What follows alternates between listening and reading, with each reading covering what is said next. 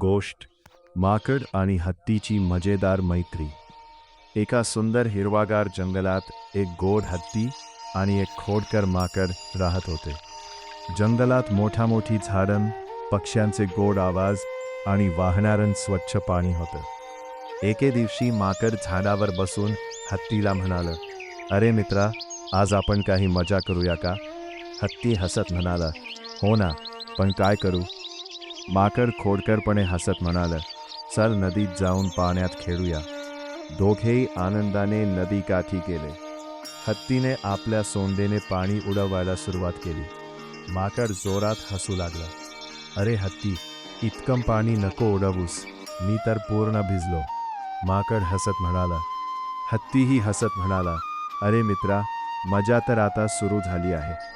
थोड्याच वेळात जंगलातील अजून काही माकडं आणि छोटे हत्ती तिथे आले.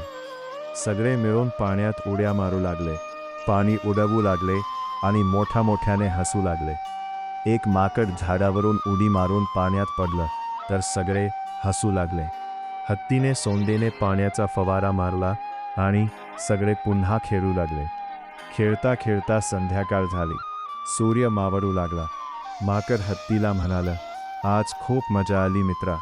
हत्ती प्रेमाने म्हणाला, हो, मित्रांसोबत खेळलो की आनंद दुप्पट होतो. त्या दिवसापासून माकड आणि हत्ती रोज नदीवर जाऊन मजा करू लागले आणि जंगलात सगळ्यांना त्यांची मैत्री खूप आवडू लागली. शिकवण: खरी मैत्री आनंद वाढवते आणि मित्रांसोबत घालवलेला वेळ नेहमी खास असतो.